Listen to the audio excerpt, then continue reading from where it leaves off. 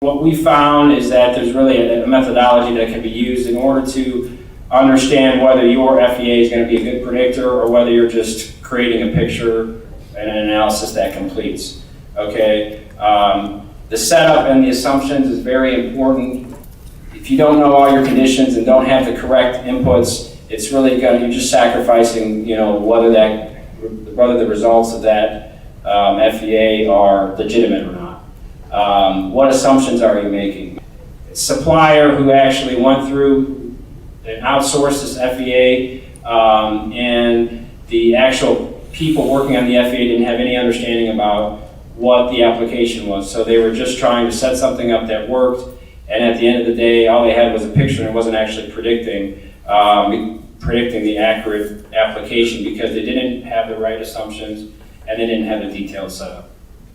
Maybe we're not sure what the inputs are. Maybe we can't account for them in FEA easily. Maybe it's going to take 2 months to run the analysis. We need to make some assumptions that tune down our runtime, at least in the beginning.